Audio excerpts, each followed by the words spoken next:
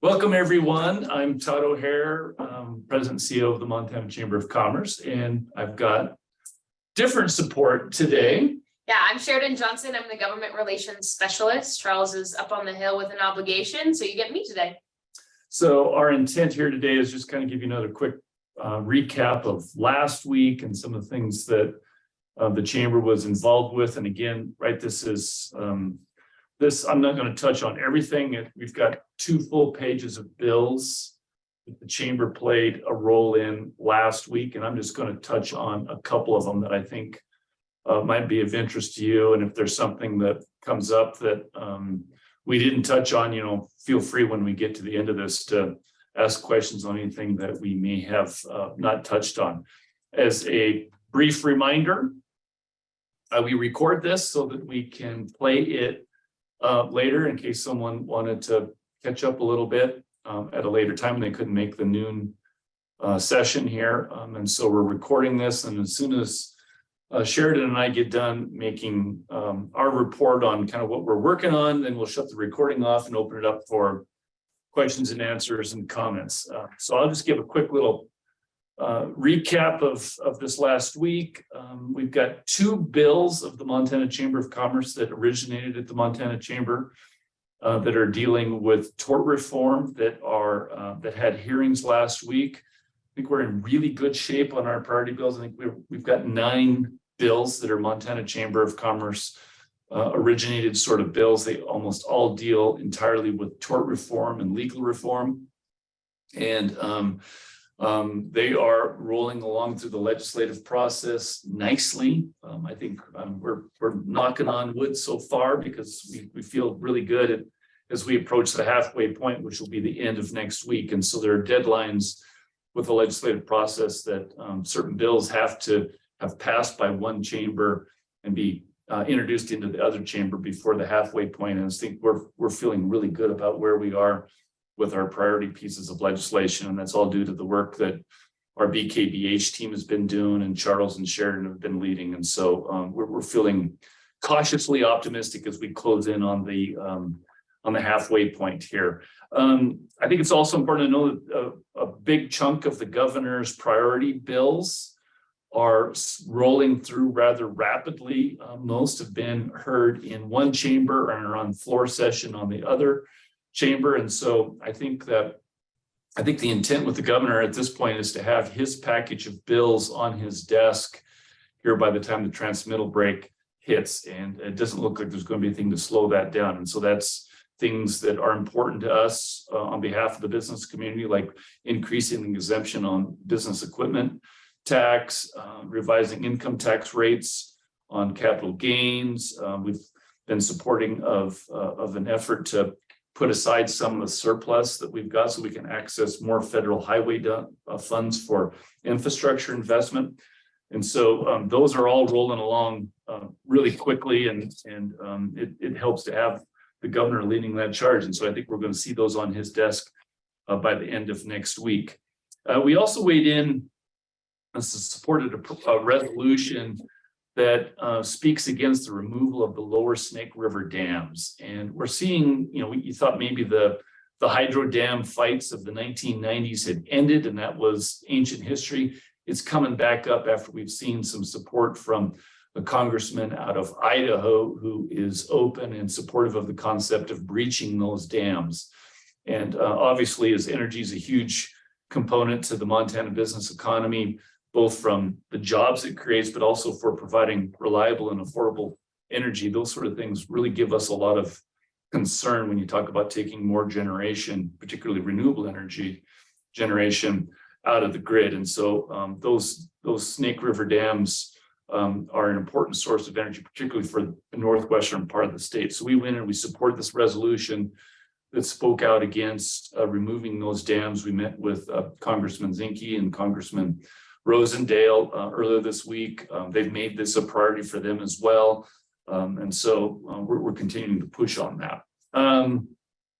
There's also a bill that would create a committee to study energy resource planning in the state. And it's one of the things that I think as Montanans, we're not accustomed to being in a bit of a shortage when it comes to electricity and energy production, but we're increasingly falling into this sort of situation where energy is going to get to be a bigger and a more dominant issue, and we need to be more proactive in making sure that we've got reliable energy in the state. And so there's a committee that is going through the process here to create this committee to study on how the Montana laws are set up for approving and planning for energy going forward. And this is going to be an issue that the Montana Chamber, we're going to start leaning into a lot more heavily, because as we got a lot of great things going on with our economy, we can stub our toe if we wake up here one day in the near future and realize that, right, energy is no longer reliable or affordable in the state. So we feel that is a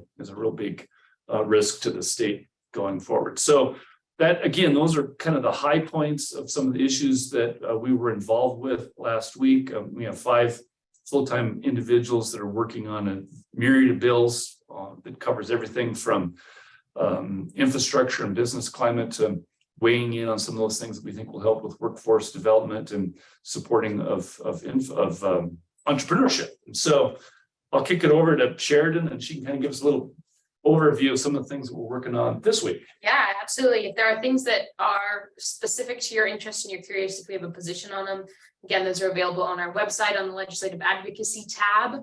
I'm doing my best to keep that updated, but the embed part is good because it tells you exactly what is happening with those bills. So feel free to check that out.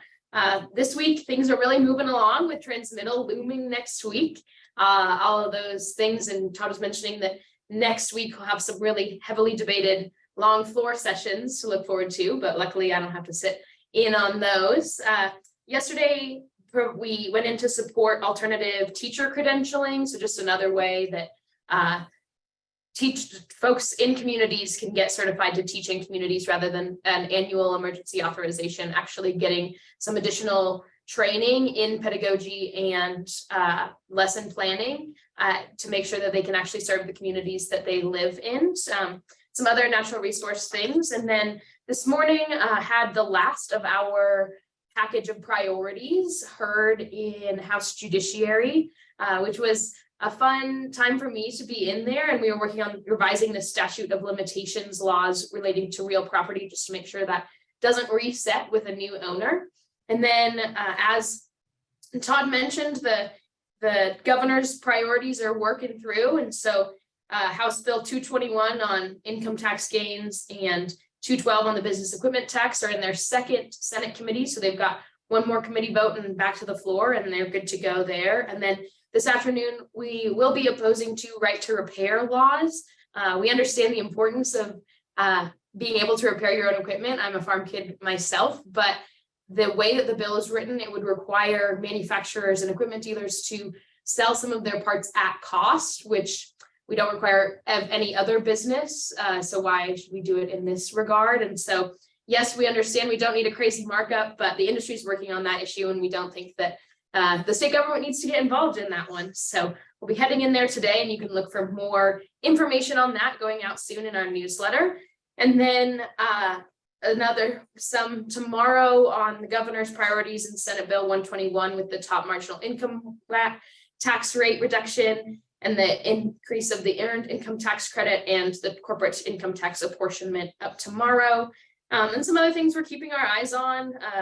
So Representative Mitchell has got an education one on providing a definition of financial literacy, and Todd might be able to speak to that one a little bit more, but making sure our students are prepared after they graduate, and things will trickle in, but working in on it. And it feels like we're just taking it day by day now. And thanks for all of your support. Yeah, I think as we come into this halfway point here at the end of next week, the fact that we're confident that all of our bills that originated in one chamber are going to be in the next chamber is a good sign that, you know, we're effectively the halfway point, because we've had the governor's office supportive of our legislation that we've introduced. And so if we can get through the second chamber in the second half of the legislative session, I think we could have one of the best sessions that this organization has ever had on behalf of the business community. And so we're expecting a long few days ahead. As Sheridan said, there's a big crush that's happening right now. There's a big panic on to like get your bill heard and to get it to the floor. And so they're going to stack these things up pretty hot and heavy here towards the first and middle part of next week in order to get bills that have come out of committee hearings voted on the floor so they can get into the other chamber, whether it originated in the House over to the Senate or whether it originated in the Senate over to the House. And so that's kind of where we're at. And as Sheridan knows, like, we're also involved in some education things that relates to career and technical education and ways to try to provide a little easier sort of opportunities, if you will, for teachers, particularly in rural Montana, where we know that it's difficult to recruit teachers into rural Montana. And so we're a big believer and we got to do what we can to grow our own. And so we're far deeper into the education thing than I think I ever imagined when I took this job, but it's pretty clear that it's a key component here to what the business community needs. So